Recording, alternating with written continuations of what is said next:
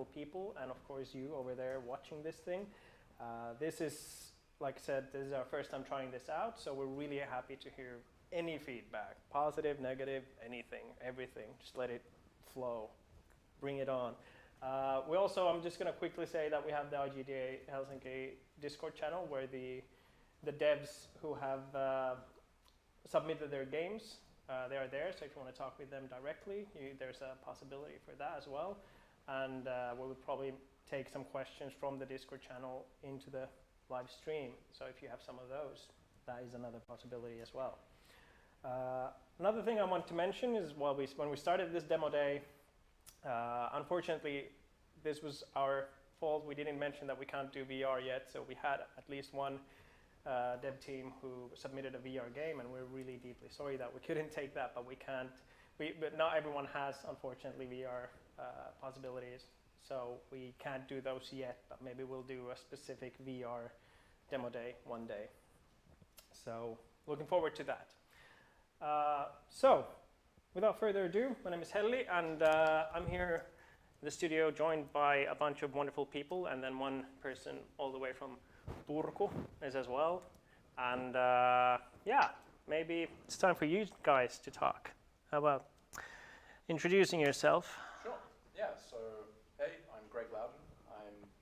I actually have two roles. I'm the narrative director at Housemarque, working on Returnal, the new PS5 game they've announced, and also I'm chief convict at Convict Games, so a sort of independent game studio as well. So yeah, I'm really excited to be here. Thanks for submitting the games. It was really cool to try them all out. And definitely, my perspective will be more about obviously storytelling, but I'll also be looking at it as a fellow indie developer. So looking at and happy to share my experiences of trying to bring a game out independently as well. But yeah, that's me. Nice, perfect. And then? Yeah, hi, my name is Johanna. I'm the editor-in-chief for Pelaaja magazine, which is one of the only two surviving actual print magazines in Finland, as well as in the Nordics. I don't know if you knew that, we're one of the last dinosaurs left. But yeah, I'll be talking about things that we look out for when reviewing games or covering games in the media. Because it can be, I've done PR for indie game companies before, and it can be really hard to kind of know how to approach the media. So I hope I can kind of shed light on that and the things we kind of cover when we review games. Wonderful. And then? Hi, my name is Olli Raudus. I'm the co-founder, CEO, and game designer at Skunkworks, this company here. We make mobile games, and that's where my angle for this conversation comes from. Game design and business perspective, and even though I make mostly mobile games and not PC or console games, I try to adapt into the games we have here today. I do play a lot of console games, for example. Wonderful, thank you. And then our treasure from Turku, Natasha, please introduce yourself. Thank you, all the way from the land of Turku. So hi everyone, my name is Natasha Skult, and as a day job I'm CEO and creative director of MyTale, but most of you might know me as fellow from IGDA Finland. So yeah, I will have more perspective also from the indie and PC development side, as that is exactly what I did from the, going from the mobile to actually fully to the indie side of things, and love every moment of it. As a true PC and console person myself, so yeah, I love the games already, like that. So I'm really looking forward to go more into detail today.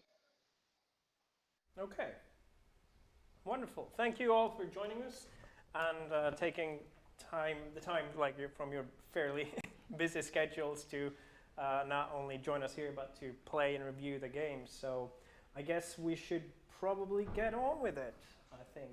Our first game will be from Cavernoware. This is a smaller team of, this is Tampere AMK's Games Academy.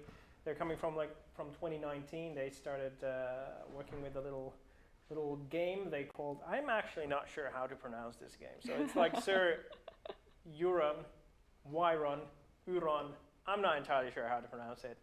But so this is a small team. Didn't have a lot of time. This is roughly 2 to 3 months of dev time. So they built their first version and the first version of the vision they have of this game. And yeah, so it's a very, very back to basics game. It's a hack and slash with, you know, you kill monsters, you find loot. What else is there to like, you know? So without further ado, maybe we can have the trailer. Maybe. We'll see. It is possible, might not be possible. We have some technical issues, but In the summer game camp of Tamk Games Academy, right when Finland went into a lockdown. As starting game developers, we really struggled, but during those months this project was so important to us, and we think we made a pretty good game. So, without further ado, this is our game, Sir Iron.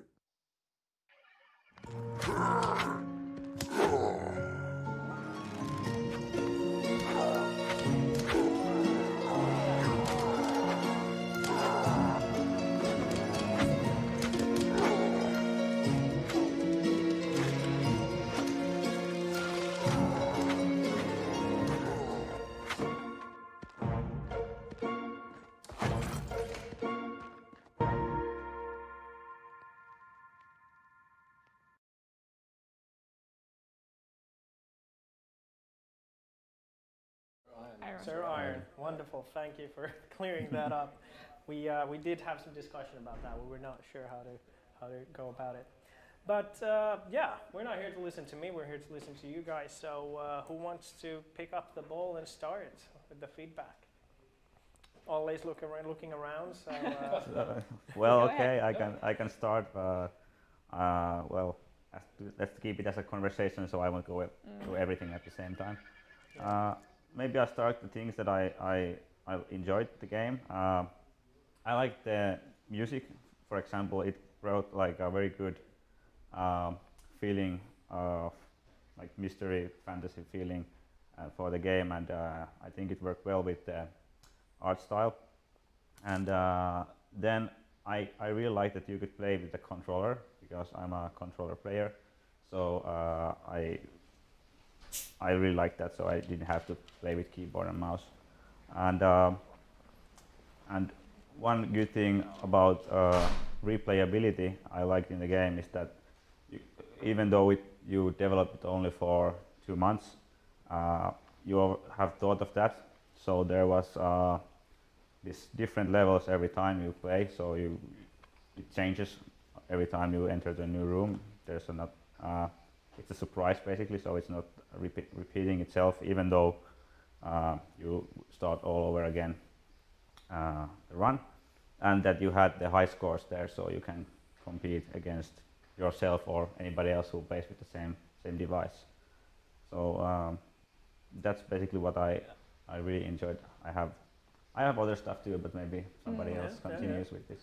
Yeah, what I was really surprised by was, you know, it was only 2 or 3 months in, and they already have like a pretty kind of full, well, not a full product, but like a playable, like a robust, rounded product, like a demo that you can really see the vision and everything works.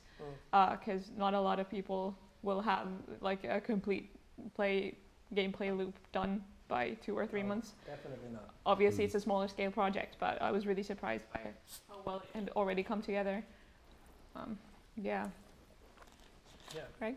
Yeah, no, I thought it was really cool as well. I think the thing that struck out was that it was so holistic, and you could play, you could see the loop. Yeah.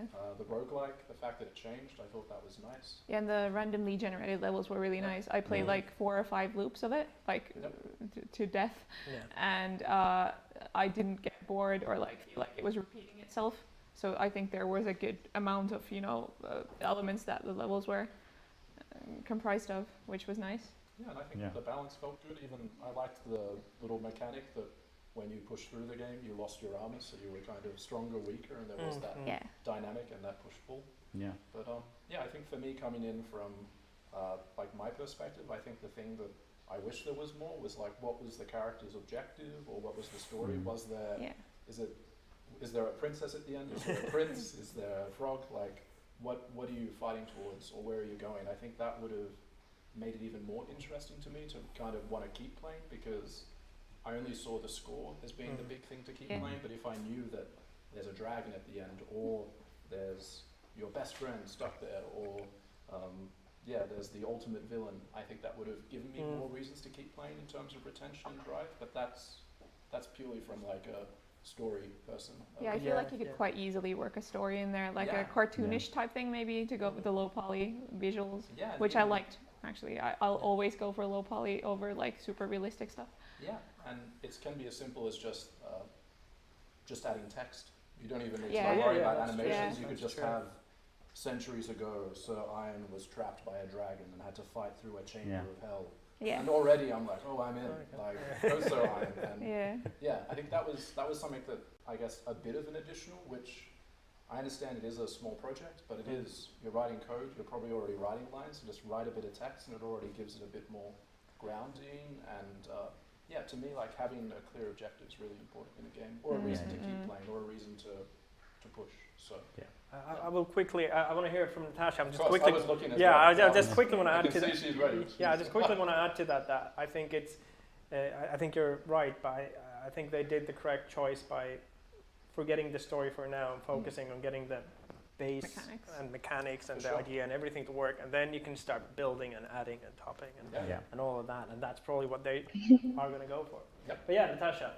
Yeah, thank you. Not to much repeat what has been already said, since obviously, I mean, I work a lot with students, as you know. I mean, I'm also teaching game design and game art at University of Turku, and I see a lot of student projects. So basically, this has been really fascinating to see how much has been done really in this short period of time, and especially in the COVID situation, where for students not necessarily is, I mean, this is like the teamwork and so, but they did absolutely incredible. So big kudos on that, I must say. So when it comes to come to the, because narrative, especially visual narrative, is something that is in my heart. So definitely there is a lot of potential to actually. I love the fact that they actually have this whole female in actual Iron Man kind of thing as a character, because it's like a medieval Metroid kind of feel that I got. So there is a lot of potential to do with the story, which would be just expanding this whole thing, because the game works well, the mechanics are there. Obviously, balancing out stuff, it's there to be polished, and obviously through the levels and however they're going to continue with it. But I definitely hope they will continue developing this game, because there is market, there is definitely audience for it, and also on the move platform, kind of like not just for PC but for consoles and maybe even mobile. Why not? So the point is that I see really great also business potential besides this sort of like really immersive experience. But visual narrative, I think that besides the text boxes, I think there is also quite a lot one can do in these planes that were given there, and with the characters and with the character stuff that they maybe, because there are those shield things that you are quite even doing also, but there's so much you can do. So it's really exciting. Yeah, definitely. To add to that, the one thing I really did enjoy, that it was essentially without any UI. The only UI was the score. The health was, you saw it directly from your character, and it was very clean, that was I enjoyed that quite a lot. That was very cool.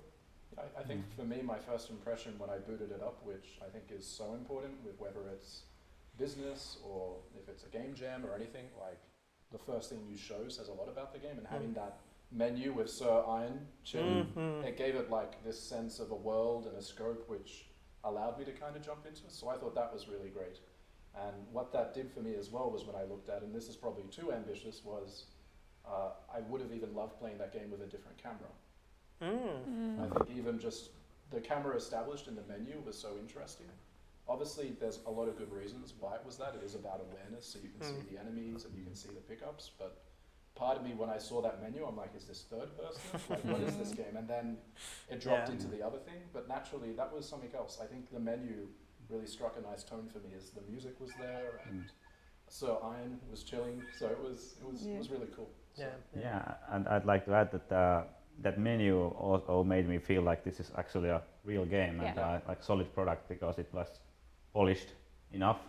I don't see that if it needs even to be more polished than that. Yeah. But for a game that's developed so little time, it was very good, very good, very good. I'd like to add a couple of UX point of views from the gameplay itself. You talked about the armor thing, and there was this golden armor and no armor phases. And as first, when I started to play, I didn't understand how much armor I have, how much health I have, until I died and lose my armor. I noticed that I lose it. Then I pretty quickly understood how it works. But if we think about the first time player experience, it might be a good idea to have some kind of indication of how much health you have, for example. And even though it's a very clean now without any UI, but it might be confusing. Did you guys play the tutorial? Because there is a tutorial. Yeah, I did. Yeah. I did, yeah. I liked the way they did, because in the tutorial you have barrels that you push. You practice on the barrels, and then later on you have enemies that are carrying barrels, and you kind of know what to do about them, even though they don't tell you. That's true. I think it was a nice bit of messaging without having to spell it all out. In terms of like enemy variation, I really like that we had, even though it's a small demo, we still had variation. You could see how you could keep going and vary more, and the kind of things you could maybe bring into it. There's ranged enemies, and there's enemies that you can use to kill other enemies already, which is really nice. And I hoped that we'd see some of that variation in the environments too. We didn't, obviously, because it's a very small scale project at this point, but you could bring a sense of progress in that when you go further, because you do there's several levels, and if you get to a certain point, like a level 5 or a level 10 or something, then you get a whole different environment, and maybe the environment could have different effects on you too, like I don't know, ice that makes you slip around or something. So that's a direction you could take it in. Yeah, or height or anything like that's very true. I have to say I enjoyed the because at the moment there's essentially just one attack, and then if you do it, it combos like slash, and then it does like a big smash, which is fine. I was hoping that there would be maybe like light attack, heavy attack, that there would be more attacks. But then again, you can block with your shield, and then you can hit with your shield. I don't think it does any damage, but it pushes them. And it was actually a lot of fun. I just heard a lot of goblins into a group, and I just, like a bully, pushed them off the cliff, and it was a lot of fun. Or into the river. I like that you can use the environment in a really interactive way. From my point of view, as I watched the trailer after playing the game, I didn't learn that you can use your shield. Which actually I think that made me think that the game difficulty might be too hard, but apparently if you have a shield with the sword it's a different thing then. So I only smashed the goblins and also the bomb guys, and it was a bit difficult at some points. But what I would like to see if you develop this further is some kind of super attack that regenerates over time. I think that's pretty common in many games also, that you feel some kind of super attack and then you release it with some one button, you make massive damage to, for example, all the enemies around you, and then it feels again over time when you proceed in the game. I think those are pretty satisfying moments for the players, and then you can strategize a little bit when do you use it. So I think that would be cool in this kind of game.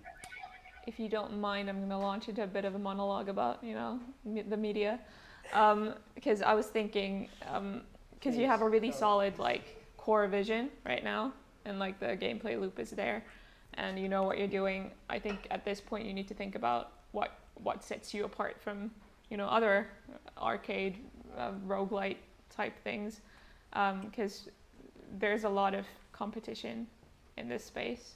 And I at this point, I don't know if you already have something in mind that's going to set you apart, but you're going to need that, because I was talking to these guys earlier. We get, as a Finnish, pretty small outlet still.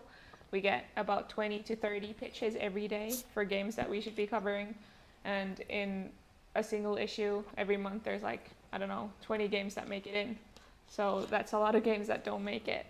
And you really need to have a solid understanding of where you're going at a really early stage. You can't really come up with it when it's almost done. And without that sort of thing, I don't think you can reach players or the media super well. And it's not like I'm not trying to scare you or anything, because I know you probably know that as well. But I'd like to know what that is. It would actually be interesting to hear if the plans are from Kevin, or like if to publish the game, because this is also like a great learning experience, I'm sure, because this is, you are in school and this is one of your summer game camp things. So like I'm not sure if it was planned to be a published thing, but it is really good. And I'm gonna just quickly, because on our Discord, IGDA Helsinki Discord, the devs here have said that because of time constraint, we cut out features like environmental hazards, traps, a couple of more enemy types, and power-up items. So like there is obviously plans for these, but I'm really happy to hear that instead of trying to do it all and not doing it really well, you cut it out. That's always a better option. Yeah. Everybody should do that. Yes, yes. You gotta learn to kill your, I was gonna say children, but like darlings, like things, I don't know. And I think that sounds really promising that they have plans if they were to take it further, because it's a really solid base to build on. Definitely. I did my own notes here was that like this is a grand base for a game. Like it's now it just needs more, like more different kind of attacks, more maybe skills, more enemies, more map changes, more environments, all of that. Like now you need to polish. I think if I have to give some of the like more criticism, I think the movement is still, I do like the dash. The dash is really nice, but the movement, like when I turned around, it didn't feel like the character turns like this. It feels like the character does like this little dance where it goes around. Like, you know, those things, to polish those really get it a bit more snappy. Yeah, exactly. Yeah. But it wasn't janky. I was like, because you never know what to expect when you get a Unity in game, and you're just like, oh, okay, let's try it out. But then, there wasn't essentially any jank. I didn't notice. No bugs either. Yeah. Worked great. Yeah. What I would add also is that if you're making this kind of hack and slash game, and of course there's multiple features you can focus on, but I also would put like the most focus on what makes the game fun. And in this kind of game, it's most probably killing the enemies with your sword and everything. So make that as fun as possible, add cool visual effects, and something that makes it satisfying every time you smash a goblin or like whatever you want to do but in the game. But it's like, I think it's very important in this kind of game so that it feels satisfying. What I actually really appreciated is because the zombies kind of like explode into goo when you kill them. If you kill them near a ledge, the goo kind of drips off of the ledge. It's really nice. Or if you hit so that the head flies, then the head will roll a little bit. That's a nice touch. Yeah, definitely. I would like to just add one thing, especially as a young indie team. Another thing that they could really look into, because for indie development, it's really important to have community behind the game, especially during the development and so on. So this is one of because again, the way how marketing works with the indie compared to, once you have a publisher and so on, it's a completely different story. But if you go solo, and if you go as a student team, let's say, also learn about that. So this will be a fantastic also moment to actually learn about building the community, managing community, and all of that, and also develop game according to how people and what people want. Because again, this is a fun game. It has fun mechanics. There is a market for it. It is saturated for sure. Like there's a lot of stuff out there, but it's again giving this personal touch from the development team is essential in the indie development, and this is why also this gives this opportunity to actually develop together with the community. So that's one just like tip kind of thing, like if someone like wants to look more into that, because that is definitely important. I mean, the whole community thing is essential in all game development, not just indie. But this is a good moment to also learn about it, if nothing else. Make mistakes now, if any, but yeah, get your game out there that people play and actually, you know, listen to the feedback, learn from that. Definitely. And because you guys are still in school, school is the best place to experiment and to fail, because you learn most when you fail. So, and it's a safe environment to fail, because you're not going to lose hundreds of thousands of euros because every failure, just, you know, the teacher's going to be like, well, better luck next time. Exactly. Yeah. And basically you have nothing to lose in that sense, because like you learn. I mean, you will be learning later. Like it's a constant learning and a constant fuck ups all the time. Like it's dev's day. That's how it goes. But it's like this is at least a moment while you're in school. Make all mistakes you possibly can. But from the amazing result they have given, just like in this game for such a short period, plus in the COVID situation, I mean, this is fantastic. So I would just say go for it. Gonna say I think they can be really proud of what they have and not have to worry about putting it out there, because it's a really good prototype. It's a really nice one. So yeah, definitely, and especially because I think from what I understood, this is Cabreraware's first game, anything that they put out. So that's yeah, it is really good. It is a very solid base to build on. And in all honesty, I hope that we're gonna do more of these demo days. And if we do this, you know, say late next spring, it would probably be really cool to see if you keep working on it, like what the next version of the game is, you know, if you do keep at it. But yeah, I think it's time to move on to the next one, because we do have some time limits, unfortunately. So the next game is a little bit similar. It's like a twin stick shooter, mayhem galore kind of game, and it's from a company called Nut Farm. They're a bunch of, they say that they're a studio full of non-gray-bearded veterans. They're like their experience is from everything else than game making. You know, they've done like game jams, a bunch of game jams and stuff like that. But they have like enterprise software, web design, all sorts of art, entrepreneurship, and all that stuff. But they got sick of the B2B, business to business world, and started to want to do their own vision without limits of any publisher or any money people. Looking at you, Ollie. So they started working on a game called Children of the Eclipse, and like I said, it's a twin stick shooter. You kill enemies, you smash bosses, you destroy the environment. You gotta pick different kind of weapons because different enemies react to different things differently. And yeah, I think there was 4 different worlds with completely different environments, different soundtracks, different enemies. We didn't get to play all of these. We only got to see one of them. But let's have a look at the trailer.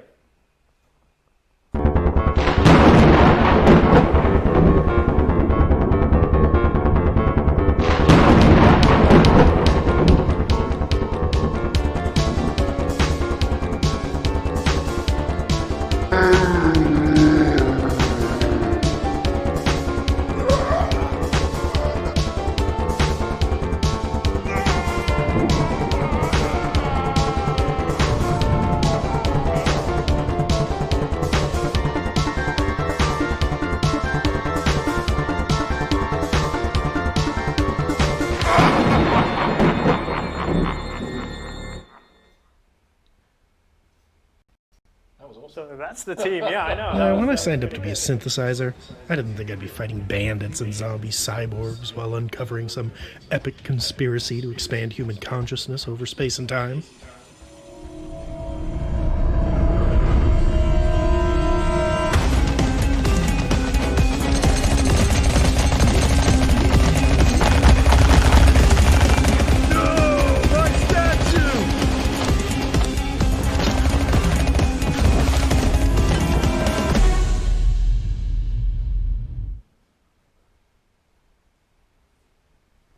So that was Children of the Eclipse and Not Farm. That was that was good stuff. That was I quite enjoyed the introduction of the team. It was Tales from the Crypt, always close to my heart. So yeah, who wants to? Ollie went first last time. Who wants to pick this one? I can go this time. Cool. Yeah, once again, thanks for sharing. Really ambitious game. I think that was the thing that blew me away from the opening.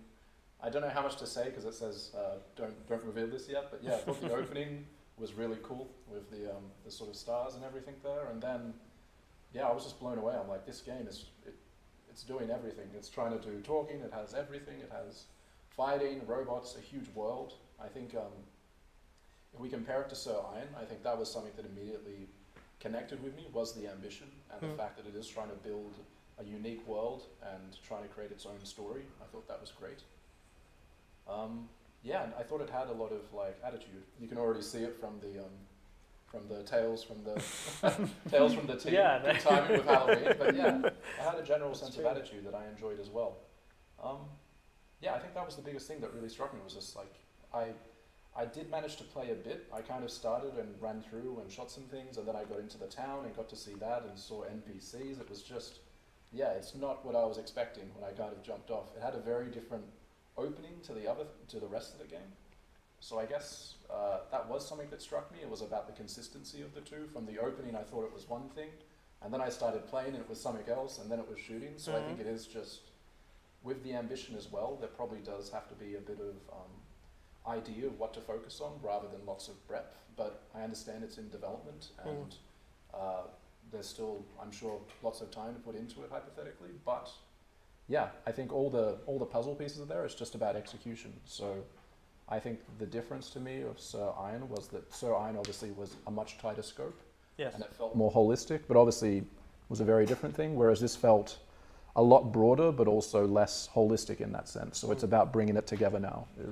I'm just going to add to that. So Sir Iron was 2 to 3 months. This has been in works for a little bit over 2 years. So you can see that, like, you know, you just the need scope, time to make. You do. Yeah. And the bigger the scope, the more time you need. Obviously, yeah. And it depends on the team size, because you can divide it based on the people. But that was my kind of initial impressions from the game. I think actually Sir Iron was, I think that was a 4-person team, and this one is a 5-person team. All the reanimators and the 3D reanimators wizards we saw there. So yeah, fire conjurers. Exactly, that's some good stuff. Yeah. So what struck me too was the world and how polished it felt already, and we saw a very small sliver of it. It was like 20 minutes, half an hour. I played with a friend, and because it is a 2-player game as well, you can have an AI, but I thought it would be best to play with someone else, because that's how it's meant to be played, I guess. But even from that small sliver that we saw, you could learn so much about the world, and there was so much more that you wanted to learn. You know, there were these mysterious sculptors that they played with physics and stuff. It was crazy. They taught you about their ways, and you really wanted to talk to the NPCs. And I think that's something that's actually kind of rare in, you know, very action-focused, these kind of arcadey twin-stick shooters. Obviously, you're kind of working on something similar, but still, I think it's rare, and it was really refreshing to have this very fleshed out world that felt really original, and that felt like I really wanted to kind of dive into it, and that was, I think, the main strength of this. Yeah, I also agree with that. I wasn't that surprised about the level of polish and graphics, because I've seen this game before and I tried it earlier, but back then I was very surprised how good level of polish on the graphics, especially there it was already then. And now that I also played it from this demo, I really like the voice acting and the sounds again. I think you have done great work on that. It felt like again, a real game, like like a game that has developed for a longer time, but also like polished and attention to detail. So, especially in this kind of game, it makes sense that there is some kind of lore, as you said, and there's like voice acting and texts, and you can you can learn the story. The shooting was fun, and I think that's the main core idea in the game, that you have multiple weapons which shoots different kind of element to destroy different kind of enemies, and I think that was done well. And in this demo I couldn't test that so extensively, but I played this previously, so I know that it's a very nice feature. And I don't know I don't know much about these twin stick shooters, if that's like a standard feature, or is that like the way to differentiate from the other competitors. And I also know that the game is at its best when you play with your friend, but I unfortunately played alone this time. So, but it's good to have the cooperation so close to the core gameplay. Yeah. Natasha? Yeah, I fully agree to what has been said previously, but I mean, I really, really enjoy the game, because I don't know why. It might be just the mood I was in at that moment when I tried it, but also I really enjoyed. Like, there was something old school about it. It might be especially this sort of dodginess. What we just thought about. There are lots of things going on, but there is something about. I want to play it more, so to kind of like get to what is really to put my finger on it. But I really enjoyed all of this, from the arcade style and shooter stuff to actually having this whole thing. But on the other hand, it does have 2 years of development behind, so it's really, really great to see, and I'm really looking forward to see what else comes out of it, and to actually play it. Like, get the game, take my money. It's always a good compliment when you hear that. Yeah, let's take my money. That's yeah, exactly. Yeah. I'm just gonna piggyback a little bit on what you said about the voice acting, because usually in indie games, voice acting is either left, which is it's not done. It's just text, and that's usually maybe a good idea because it's not always that good. But this actually had, especially the main characters, I quite enjoyed the voice acting. The intro was epic. Yeah, very epic. It was like, whoa. Yeah, I actually really liked it, and it helped me to get into character and into the world. And when you were talking about the sculptures and everything, like it really kind of oozes the fact that they thought about the world and the lore and the idea and what the planet is, and the whole shebang, kind of like, it's not just like, oh, it's some place where you guys shoot some guy, whatever. It's like it's more than that. And what I was saying about standing out, having that one thing that makes you stand out from the competition, I think this is it. Definitely. Yeah, what they're building in the story and the world, and I like the idea that it's a very story-driven sort of experience. And also, I was a little bit worried about playing this because twin stick shooters are not my thing. It's not a genre that I'm into.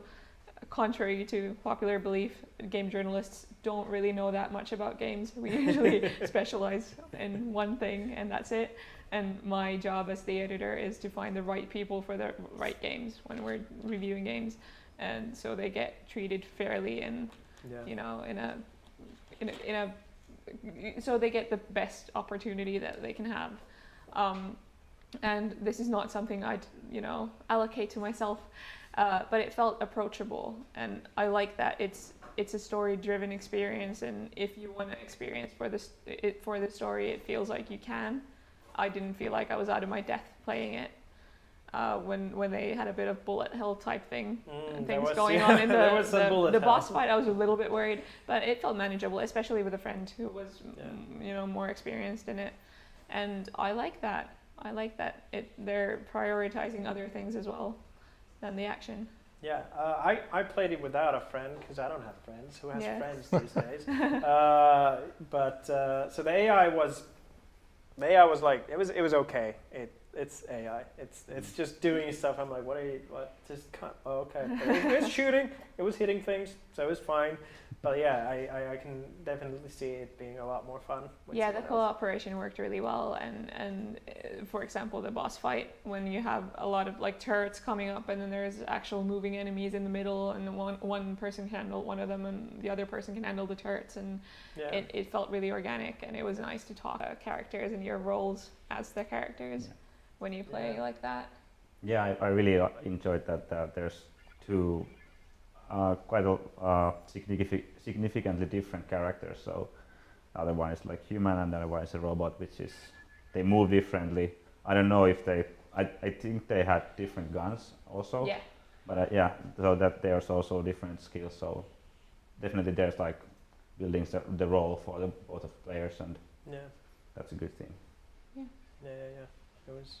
I'm just gonna also say about talking about the voice acting, but I like the music a lot. The music was the music so was good, really yeah. good. Because a lot of these games it's like, oh, you're supposed to EDM, I don't know, whatever.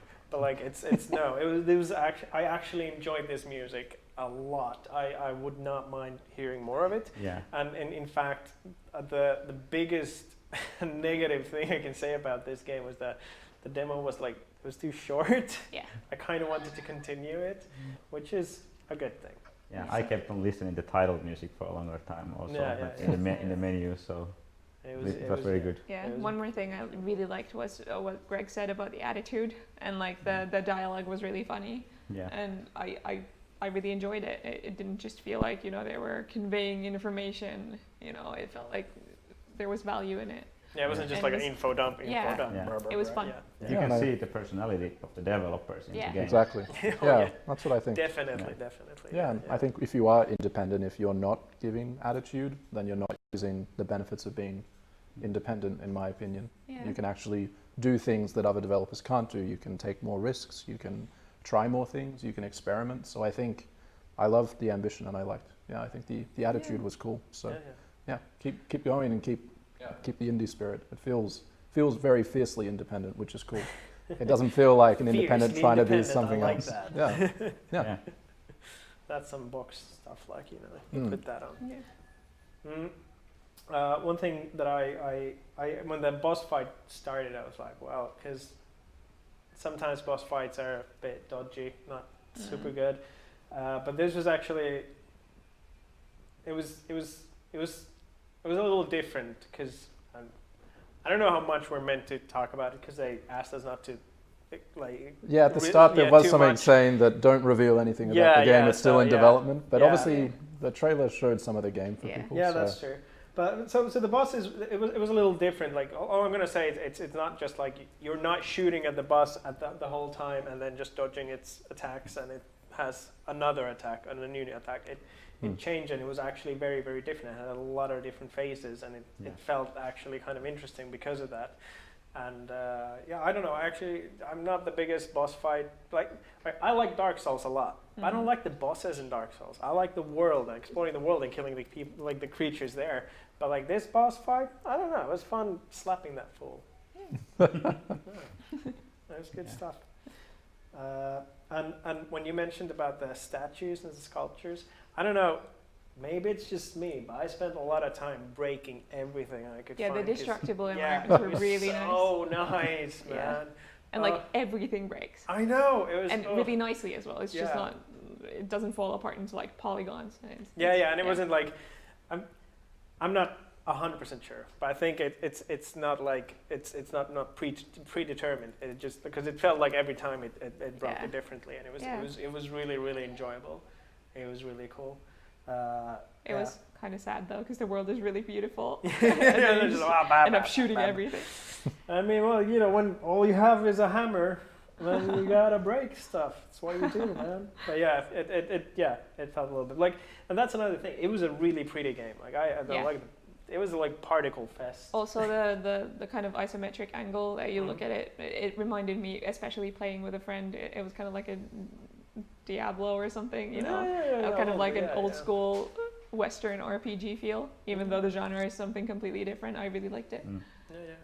But I think maybe you're onto something in that sense, that I got a feeling that it has, like, I'm not sure if it does, like, I had the feeling that it has like RPG elements in it. At least they're going to have, because there's a lot of unique different kind of weapons, and you're going to choose the right weapon. So as far as I know, there's no stat changes or stuff like that, but well, I don't know. I think with a strong story and a really original world and that kind of feeling, I think they could rope people in who you wouldn't normally play a twin stick shooter. Yeah. Really quickly, actually, I'm just gonna throw here for Santeri. Is it possible that we could have the video, like the trailer, rolling in the background without that voice? Because people kind of like, I mean, obviously we're wonderful, beautiful people, but like they want to see the game a little bit. So can you put that too? Yeah. So we're gonna try to get. We didn't plan on this, so this is a little finagling, but we're gonna try to show you a little bit more of that trailer again. When I signed up to be a synthesizer, I didn't think I'd be fighting bandits and zombie cyborgs while uncovering some epic conspiracy to expand human consciousness over space. Not a single time did I have a feeling like it gets obscured by something. Like whenever you had something, it was pretty nicely like shown and revealed. But yeah, I don't know. I don't know. I think Natasha said pretty well. Like I want to play the game. I just want to play the game, man. Yeah. Exactly. Yeah. Thank you, Ray. One point of criticism: I hope the UI isn't finished at this point because it wasn't at the level of the. Like it's not finished. Yeah. Yeah. That would actually be interesting to hear because I think they're on Discord the devs. So if they can tell us something about the UI or anything, I don't know. Yeah. I have also a couple of things that I'd like to say. Yeah.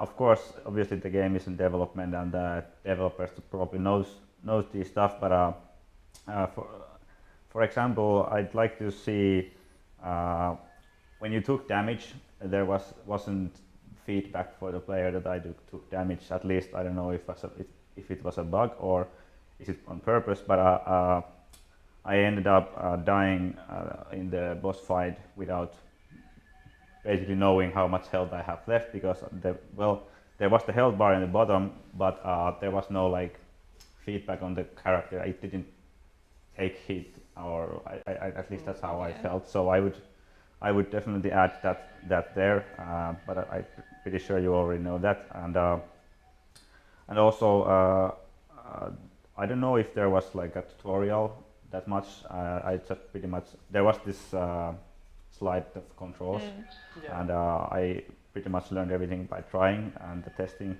But I'm pretty sure you are also covering that area when the first player comes in, and probably they won't be reading the instructions. They just start playing. So, like, honest question: how many of you, when you start a new game, how many of you go through the tutorial?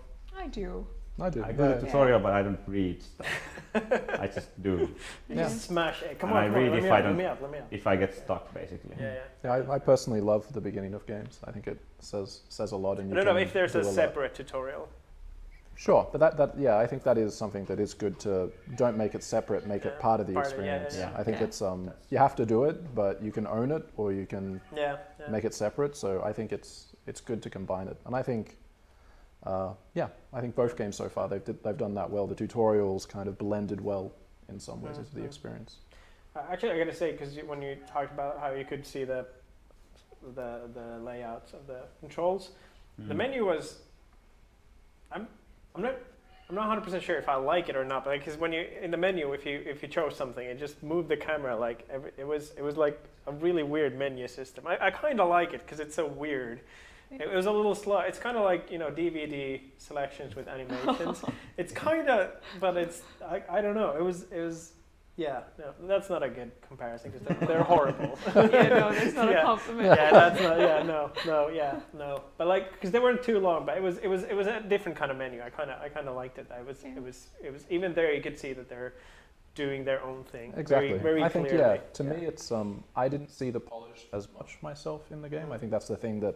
I felt like it had a lot of the building blocks, but it needs more to bring it in. If it's a product you want people to buy and invest in, then to me it feels like it does have more layers. But it was politely said at the start, it's in development. So for me, it's just wanting to see more of that with the menus and with the UI and with the sound and the feedback and all those things. But the potential is there. It's just about, I think the vision is strong and the attitude. So it's just about bringing it home and like making it really solid. Definitely. I would like to see a little bit how the different weapons work, if you can choose, and how often can you change weapons and stuff like that, because that's kind of interesting. I'm going to add here because one of the devs have answered that the So the UI, well, yeah, it's not final, but it's left minimal for the reason that it's easier to make gameplay videos for now. Yeah. And for them, they don't need the UI because they know how it works. So now it's just easier to make the videos. Makes sense. They're trying to avoid getting it too bloated, but yeah, definitely needs a polish pass or two or a bunch. They did agree that the damage taking needs a lot better indication than it has at the moment. I was actually thinking because on the side of the character you can see the bullets and then the heating up thing. Yeah. And I was thinking like could the health be somewhere there instead of like I don't know. I emptied my my clip and then I just reloaded, so it didn't like matter that much to me. So maybe the health could be there. They said the tutorial is going to be part of the intro mission, which is its own thing, which was not here. Yeah, that's what I thought too. So, okay. So health is shared, so it can't be per player. Because can you put the video on the trailer on again? The bar was kind of because it's like in two parts. Yeah. So you can kind of see that the inner part and then the outer part, and those are like the. We actually can figure out how it worked. Yeah. We didn't die, but When I signed up to be a we had no idea synthesizer, how it worked. I didn't think I'd be fighting bandits and zombie cyborgs while uncovering some epic conspiracy to expand human consciousness over space and time. Maybe they just share it, and it's just like. The inner part. I'm not entirely sure how. Yeah, how it that works. needs explaining definitely. Yeah. But maybe that's in the tutorial. I don't know. Yeah. So, it didn't know. So yeah, if the devs have something to say about that, but yeah, the UI. The good thing about the UI is it did not get in the way at any point. It was not the clearest, but it did its job mostly. So, but yeah, they need to work on it. They said that there's a system that they didn't explain. There's a system, and the tutorial will explain it. Okay. So yeah, we believe you guys. We believe you guys.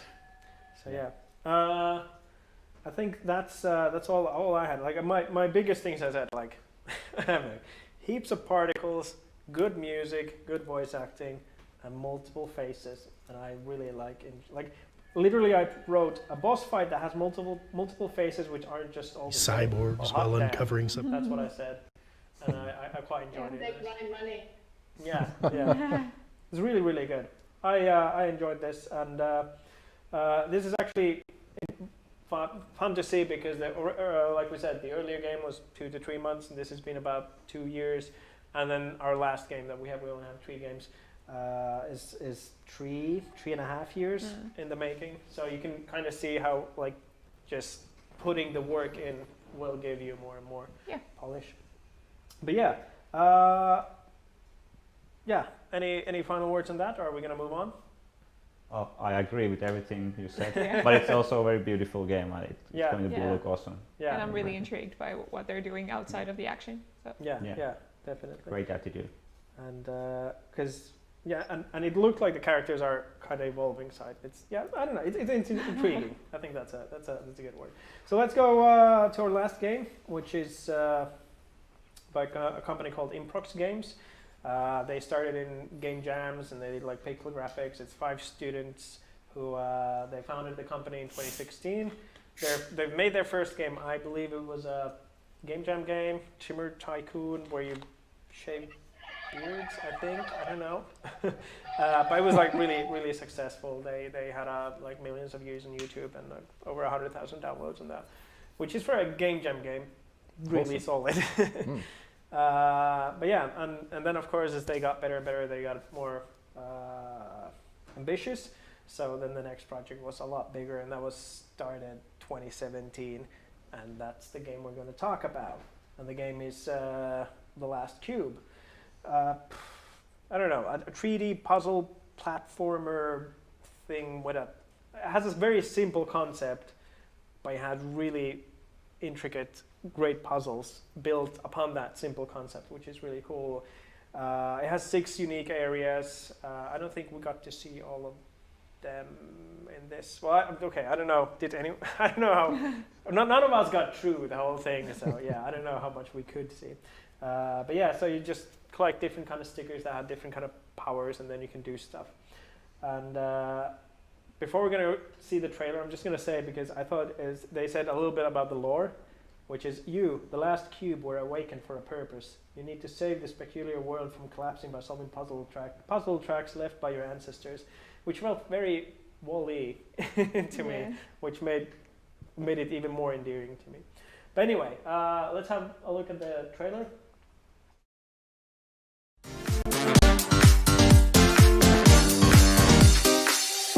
This is Improx Games, 5 childhood friends from Helsinki, Finland. We've been making games together for 5 years now. We've really grown to know each other, which makes us an effective team. We're doing our current project out of our love for puzzle games. This is The Last Cube, a 3D puzzle adventure game coming to PC and consoles. Your cube can collect stickers on its sides. Each sticker has its own unique ability to help you on your journey, and there are 6 different stickers in total. As you progress through the game, new mechanics are introduced, developed, and combined in interesting ways, giving you something to master. We hope you will find The Last Cube as intriguing as we do.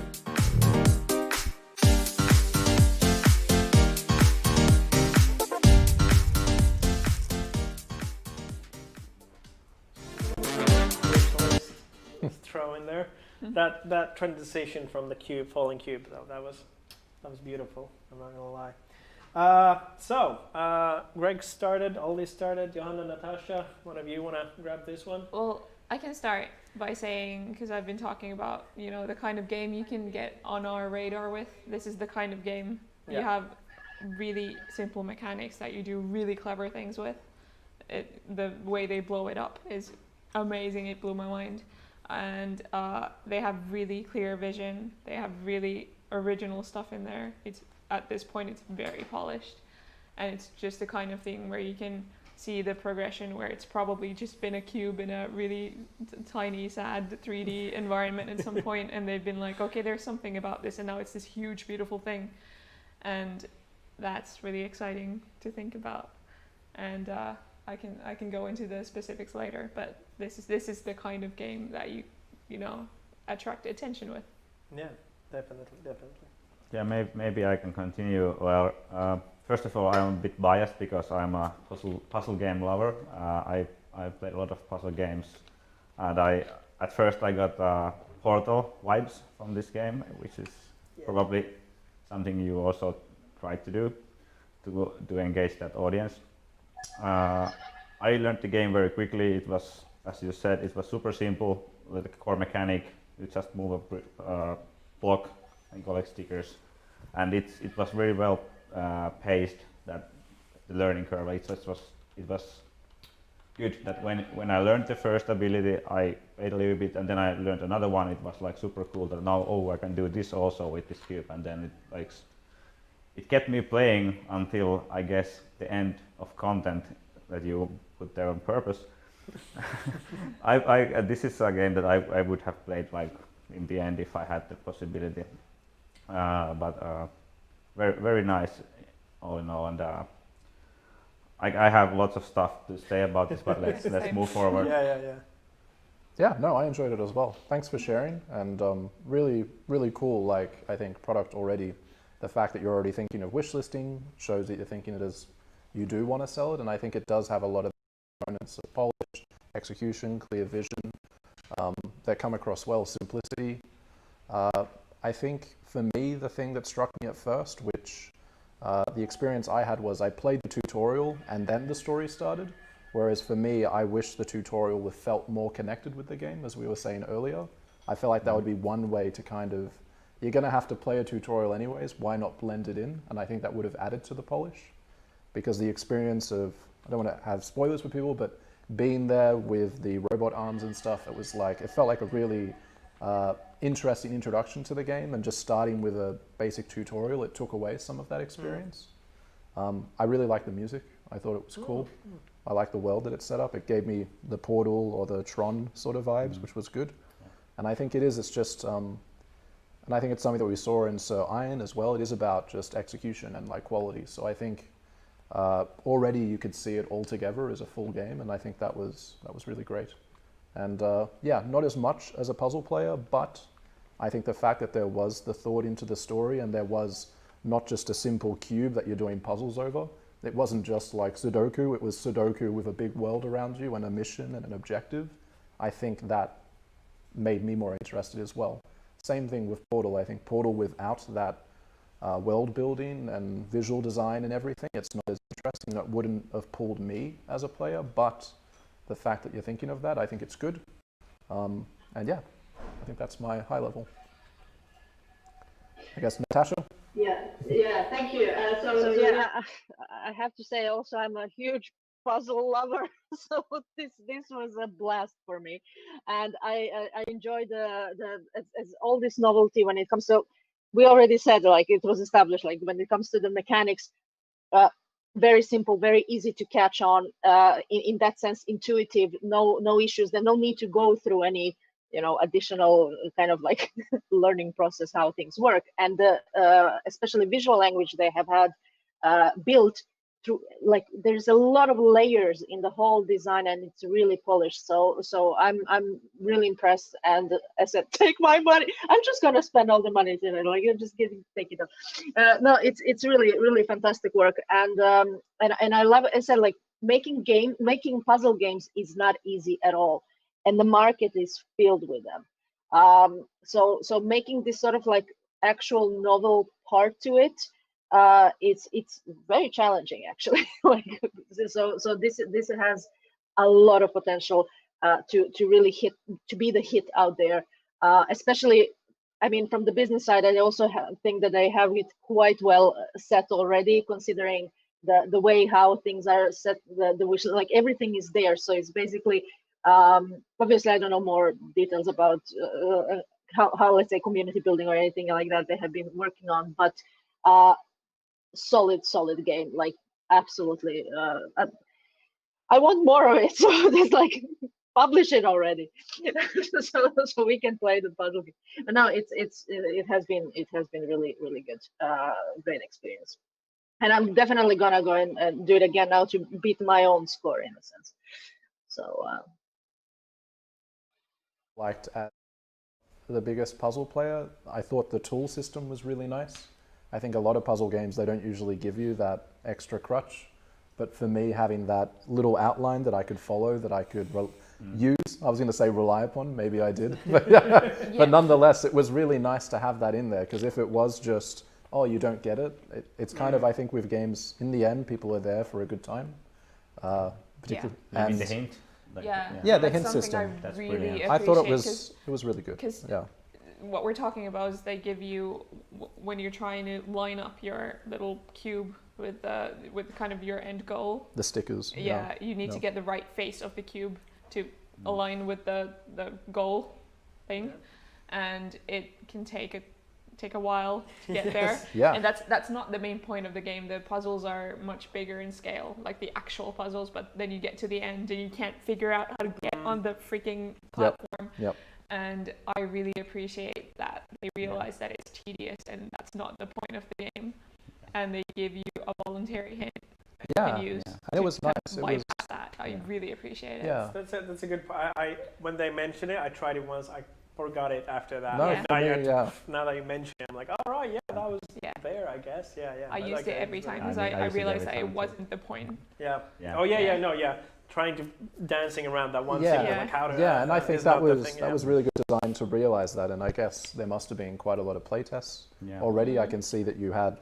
I don't know what version we played. I don't know if it was alpha or beta, but I think pre-alpha was said. But nonetheless, you could see that it had been tested, and to me, as a non-sort of puzzle lover, it was something that kept me playing as well, and made me feel welcome, and I could keep playing. It wasn't just hitting the wall and then being stuck for time. So that was definitely a highlight for me as well. Talking about hitting a wall or a bridge, because there's a red bridge where I think at least 3 of us got stuck. So I don't know, Natasha, how far you got. I'll admit I got stuck in one place, but I solved it. I did get stuck. Yeah. But it's like, no, we shall we'll get to it. So, I think we got Absolutely. stuck in the same Yeah, place. we got the, Yeah. I guess the developers know the place. Yeah. Yeah. I don't know if we can talk about. But up until but, that, it felt really, the difficulty curve felt really nice, and the way the different stickers, because at that point you have 3 different stickers, 3 different Yeah. powers at your disposal. I think it felt really well paced how they start interacting with each other and how you start using them, like Yeah. kind of, I don't know what you'd call it, kind of at the same time. One thing yeah, that exactly. you can go first. Sorry, yes, thank you. I know that is really brilliant that you can have multiple. I don't want to obviously spoil much, but this is that you can have multiple kind of on each side and keep even several sides with the same totem in a way. So you can pick what you actually use depending on for the button that you want, and still keep, let's say, the other sides for some other. So you can have multiple ones on the same cube.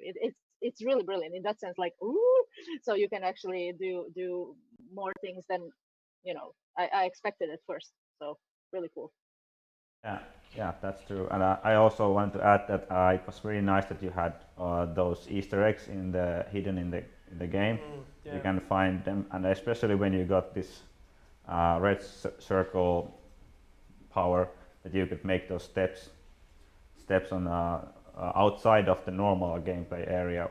It made it super cool, because now I can do much more than I thought that I can do, and Yeah. I'm the kind of player who always tries to find these secrets, and that tool made me try stupid things many times, like breaking the game, going outside of the areas, but didn't get stuck because of that. Yeah, I really appreciate how every time they introduce a new power or a new mechanic, it kind of completely redid what you thought the game was, because as soon as you can, because you're working on a kind of like 2D plane, like you're going either forward or backward or left or right, and then suddenly you can go up and down, and you're like, oh my god, it frees up so much space for different kinds of level design. And then also when they introduce the friendly cubes, where you can kind of like store a sticker and then come back for it, that changes everything again. Yeah. And it's nice, and that's only like an hour into the game, so I can't wait to see what happens 6 hours in or something. Yeah. I think exactly. Give us more. Yeah. List it if you want. So Yeah. And actually, I was going to mention this. So those people listening to this or on the Discord, at least Sir Iron, you can download from Itch.io, and it's in the Discord is the link as well. And this has a demo, I think, on Steam if you want to give it a go. Children of the Eclipse, as far as I know, they don't have any public anything yet, because they're still working on it. But yeah, about the portal thing, it's because from the very beginning, the way it starts was super portal-y. Like, it was just Portal, but in a cube, and it's not a bad thing, but it's I think the more I listen to you, the more it's clear that it's all the aspects is very Portal-like. That the curve of learning is like really good, and then it shows you new things, and then every time it opens the world more and more, just like in Portal. Yeah. And like in Portal, there's actually surprisingly deep lore hidden in the game, which I was completely surprised by, because I was not expecting any lore. I was like, puzzle games. I was like, whoa, stories? What is this? And I was like, it was weird. It was a good weird, but it was weird. Yeah. What it reminded me of was Thomas Was Alone. I don't know if you played it. Yeah. But the idea that these. I was just about to say that. Yeah. Sorry. Yeah. Thomas wasn't alone. Those are two. That's a good thing. Yeah, because Thomas Was Alone. You have the idea that these kind of inanimate objects have a soul or like personality, and I think the same kind of thing kind of came across, especially through the lore entries.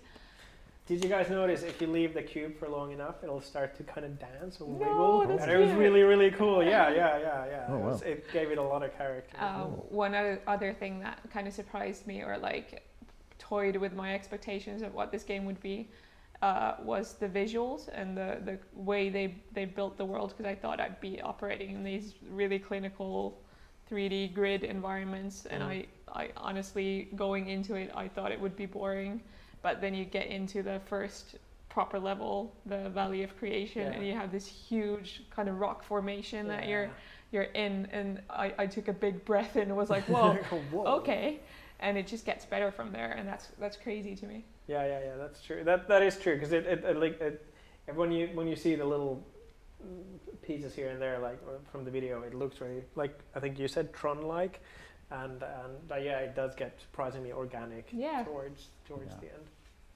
Layers, so many layers. That's what I was saying, like so many things happening in the game in that sense, like from the puzzle design perspective, and all these sort of different things that come together, the visual language, the relationship you are building, not just with the cube per se, but and learning what kind of abilities it has, but also with the world, and these sort of details, like as you said, these rocks and stuff, like it's so many layers there. It's absolutely fantastic. But I'm also surprised with the level. I mean, again, we only played a bit, I mean, obviously, but the sort of like the also, it felt really well balanced, at least this part, obviously. So it's really, really nicely feeling this sort of like how things are progression wise. I mean, how is it going? And definitely, let's say non-puzzle players friendly with all these tips and things. So yeah, really, really impressive. Definitely, and I think this would be a great Switch game, because like you could just in the boss like try, like Baba Is You is really good on Switch, because you can just throw it out and like. Well, it's good and it's frustrating, because here at the boss you're like, God damn it, why can't I figure this out? But so maybe the same happens, but like it's still really good for the Switch, so I think that's something. Yeah, and as a putting on like the indie hat and ignoring it as a game, and also trying to think of how to survive as an indie, I think it was really great to hear that it's not just a PC game or PC and Mac, it's actually going for consoles. I think it's really important to get your game out in as many platforms as possible. So I think that's really exciting. I don't know for the team if it's their first console release, but I think there is a different audience there, and I think on console it will stick out even more than it will on PC, because I think on console. Yeah, and I think for a lot of people. But on console I would buy this. Yeah, so I think that's really great in terms of being independent and thinking how to wish list and stuff. It's obviously makes sense with that, but I think it's great to hear you considered that, and I would, coming from experience I had, it was a really great step to be on consoles, because it did open up the audience, and it did, for Convict in this case, it did allow us to, keep creating games, which was really good. Yeah. And a good point from Helli that on Nintendo Switch it could also work pretty well. I don't know about that audience but if with the controllers at least. Yeah. What I wanted to talk about that we hadn't talked about this game is the UI and the menus. Like that's what I was we were talking about all the other games, both of the other games, but they were very well polished, and I was the menu was satisfied. That was very good. Looking, just navigate through them. I know. I was just like click out. It was very, very enjoyable. The thing when I got to I can't remember if it was in the settings or it was in the main menu, but it was like accessibility options. I was like, hey, this is really cool. But then it was font thing. It was font size, so you could have more, especially when colors are really important. Maybe check you could have different color modes or something. Yeah. But the fact that you even thought about it was very, very, very good.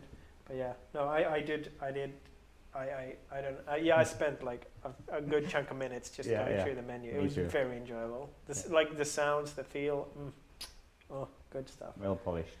It was kind of the same as when you managed to get the symbol on the sticker on the symbol, like the effect that happened, like felt good. Yeah. It looked good and it felt good. One thing actually that I appreciated about all three of these games, now that I'm thinking about it, I played all of them on mouse and keyboard, and a lot of the time the controls when you do that are abysmal. Like these days, a lot of the games coming out are designed to be played on a controller, and just recently I've reviewed games that were a terrifying nightmare to play on mouse and keyboard, and it's nice to see like 3 projects at very different stages of development actually feeling natural. And I don't have anything in my notes about the controls because they just felt good. They're fine. It's nice. I think that's the kind of thing you take for granted as well as good menu design. If it's good, it's good. You don't really think about it, but it's something that actually probably takes a lot of work. Takes yes, UX Yeah. takes a lot of work. But I didn't. No, I think I played every game with that controller. Did you guys? You played with a controller because you're a controller No, player. I actually only played the first Zero Wyron with a controller, but then I had to use a keyboard and mouse for these 2 games because I didn't have control at the office. Oh. I played with mouse and keyboard for them all. Okay. Yeah, Okay. I think had my computer set up. I don't really play that many computer games because I make games on computers, so I try to separate. but still, no, it was responsive and made sense, and they all handled really well. And I think feedback is a really important thing, and it's part of the experience. And for all of them, I think there was that, and it worked. So yeah, I definitely agree. Actually, that made me think because so at one point I had this glitch bug thing. So there was this like a hole that was the size of 1 cube, and you were meant to go. If you have a yellow, you can kind of like dash. But I somehow managed to just like roll into it, and then you can't get out anymore because you can't roll. And I don't even know how I got into it, so I got stuck, and I was like on a controller. I don't know if this would happen on a keyboard, but then I was like, come on, no, I don't want to start from. Then I just kept like beating the controller, and then I ended up in God mode. And then I just flew through the whole world. It was like really weird. And then I just like beat my controller again, and then it disappeared. I was like, okay. And it was like, I don't know. It was an interesting little 2 minutes. Don't break game. Yeah. No, you gotta break games. That's what you do. Be nice. This is QA. But I don't know. It was I don't know. Like I don't think like it physically should have been able to roll into the hole. So I don't know what happened there or something. No, it just things like that happen. Yeah, all games. Okay. All if games it have happens bugs. in Horizon Zero Dawn that you drop through the floor, then it's fine. You can go through this or that wall as a cube. It's okay. Play games get away with bugs. I feel like There's lots of bugs in the AAA. Yeah. I mean, to be honest, I feel like there's usually more bugs in AAAs than indies because the scale is so massive. Bigger, So when was this game going to be released? What was the plan? They said that it's gonna roll out in 2021. Okay, cool. Nice. But when? And because I was thinking that, of course, we saw only a part of the game, but it felt very solid product, and I would ship it. You can update it later. I mean, or just give a code to him to finish it. I mean, it's pretty traditional nowadays that you can update the game. You will update the game later after launch. So, and if there's a lack of content, that's what DLC is for. Yeah, exactly. But I don't know what the plans of the developers, but it felt very good. And if there's enough content, I would just, without like digging too much into the small details, I would just ship it and get some players and data. Yeah, that was something. Money in. Yeah, for me, looking at all the games, if go back holistically, was obviously what is the goal? Is it a business or is it? And I think early access and getting more players into tests and stuff, I think it is an avenue. I wasn't sure about the purpose of the goals of them all, but more feedback, I think, as Natasha said, sooner is better. Yeah. And it also allows you to build the community, and it also allows you to get more attention. It's but still, there's nothing wrong with keeping it to yourself and building something really polished. Obviously, that's the experience we had. We didn't jump in early access and have to find the unpolished version. But it's definitely good to, if had I known more of the goals, probably could have provided more feedback. But I think that's actually something I'm making a mental note that we're gonna ask. Like, is this like a student project, or is this just a hobby project? Is this actually something you're planning on publishing? And But no, really exciting game. About especially in the case of the puzzle game. I mean, one of the, especially as this sort of indie developer, like putting, and not even indie, I mean, publishers do that all the time. Putting literally first few levels for free, just literally as on Steam or whatever you are, just putting it as a test case that people get hooked, because puzzles games, especially good ones like this one, you get hooked, you want more, like I want more now, like give it now, not 2021. So basically that is something that is also a strategic, like literally business strategic part, where you can, especially with the puzzle games, do that. I mean, you can do it with every game if you really, but it requires this sort of for the cliffhanger, you know, depending, especially narrative driven games, like it has to be something there to, you know, hook at the end. But puzzles really give a lot of opportunity with that, for example. And this game as a cross platform, as they're gonna have like the like, yeah, it can literally go anywhere. So mobile included, free to play, yes, kids. Yeah. Doing what you're saying. So Yeah. Oh, that's good. Yeah. yeah. But that's the like typical thing. Yeah. Yeah. But it's a good move. That's how you get people. You know, I wish this. Now I'm waiting my updates. I love that. Yeah, in procs, come on, man. Don't tease us. Ship it. Yeah. Ollie told you ship it. Natasha told you ship it, man. Ship it to me. Yeah. I want to play it. Yeah. You don't have to ship it. Just ship it to us. Yeah. No, it was a very good game. Take your time, make it awesome as it is already. Just Yeah. And so this has been works for about 3.5 years, and you can tell that it's honestly there. And I think it's actually won at least one award already for its for what it is, and it deservedly, and some nominations. So it is. And I think the way we put these games was the idea to show like the more time and effort you put in, the more you're gonna get out. That's just like basic maths. Yeah, so that's kind of all I have to say about the last cube. Any I can add some points. Yeah. On that same note about how much time you spend developing games, and that especially on mobile game side, our experience is to like ship the MVP, minimum viable product, as soon as possible, so you can get real player data and feedback from your real players and audience, and not only from your friends or family. And that's something that you should consider whenever you're making games. But I also understand that in this scene, it might take years to make, especially if it's your first game.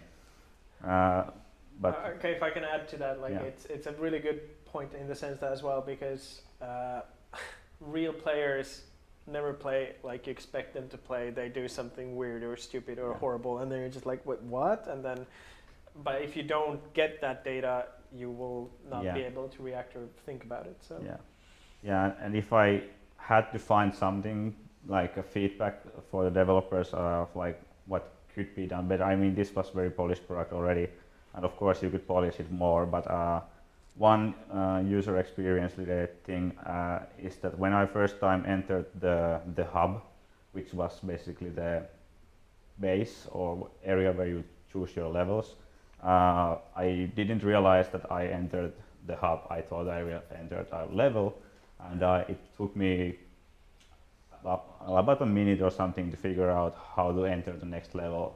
I don't know if that's by design, but it might be good at that early point. You probably want to direct the player to go to just play more levels. Because what happened to me is that I got into the hub, and I was like, okay. And then I went forward, and then when I came back, it said like, "Oh no, you're in the hub." And I'm like, "Oh, okay." That happens to me too. Yeah, so maybe it's a bug that it didn't. It meant to come earlier or something, but like it only came when I came back, and that's when I realized I gotta go through. At that point, I would direct the players for the next level straight up, because that's. Although, did anyone try the hint there? Like maybe the hint tells you to go to the level. I don't know. Didn't try that there. I have no idea. Sondre, could we get like one last time, like just put the trailer to run without any volume in the background, so see it one more time.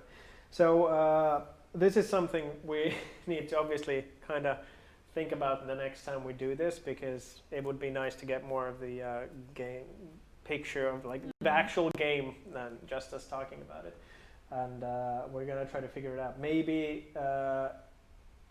we talked a little bit about doing like live doing it live, but I think it's better when people have time to actually test it and then put their thoughts down and like write them down, and then they have more than just like, oh well, I'm stuck, this is stupid, and then you're embarrassed in front of like stream people watching, and you're like, or whatever. So, but maybe we can have a bit of both. We'll see. That could. This is something we need to work on. But yeah.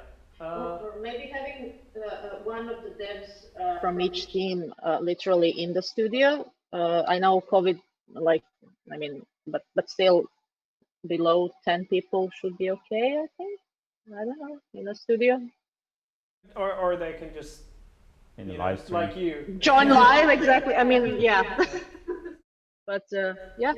Yeah, we'll think about this, and we'd be really happy to hear every and all kinds of feedback you people have about how this worked or didn't work, and what was good, what was bad, and everything, or if you have any ideas, and we'll try to work on that. Yeah, but I think this has been a really great initiative just to share these games, and yeah, congrats on all of them. Really cool, and I understand in today it's hard to get the feedback and hard to have a demo, but yeah, I think thanks IGDA for setting this up. It's been really nice. I mean, really cool. Thank you for the community for being there. Thank you for you guys joining us, and thank you for all the submission. We couldn't take all of them. We'd rather take a couple and focus on those than try to just do too many. We will. The talk has been trying to do it like 3 to 4 times a year. We'll see. It all depends on Corona or COVID as well. Like what's gonna happen, who knows? But we're aiming for January to possibly have the next one.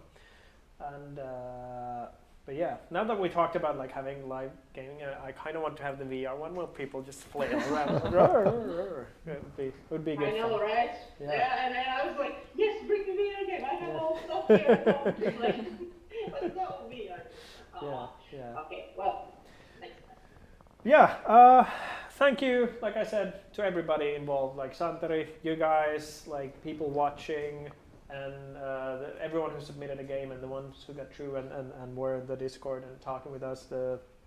This has been a pilot, and I feel like it was a successful pilot. It was a fun pilot, so we'll see where we go from here. Thank you. For us, it was awesome. Thank you so much for hosting. Yeah. Thank you. Kiitos paljon. Oh, nice. Nice. Catch you guys later. Yep. Bye-bye. Bye-bye.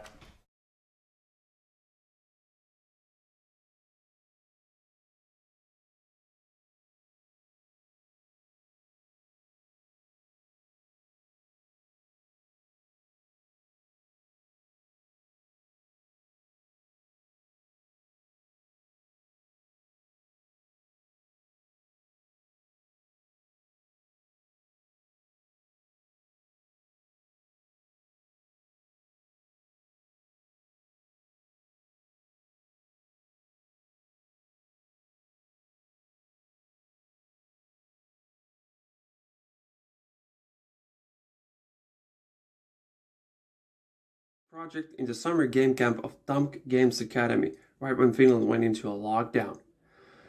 As starting game developers, we really struggled, but during those months this project was so important to us, and we think we made a pretty good game. So, without further ado, this is our game, Sir Iron.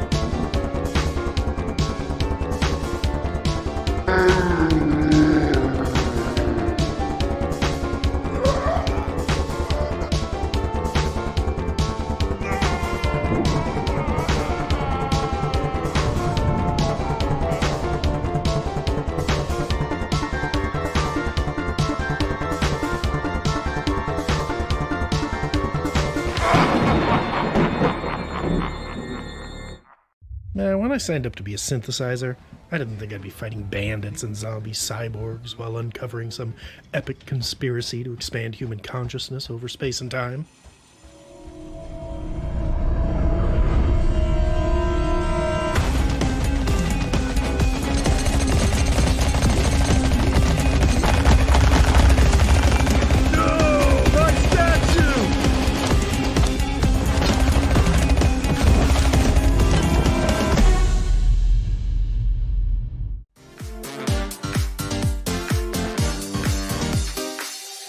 This is Improx Games, 5 childhood friends from Helsinki, Finland. We've been making games together for 5 years now. We've really grown to know each other, which makes us an effective team. We're doing our current project out of our love for puzzle games. This is The Last Cube, a 3D puzzle adventure game coming to PC and consoles. Your cube can collect stickers on its sides. Each sticker has its own unique ability to help you on your journey, and there are 6 different stickers in total. As you progress through the game, new mechanics are introduced, developed, and combined in interesting ways, giving you something to master. We hope you will find The Last Cube as intriguing as we do.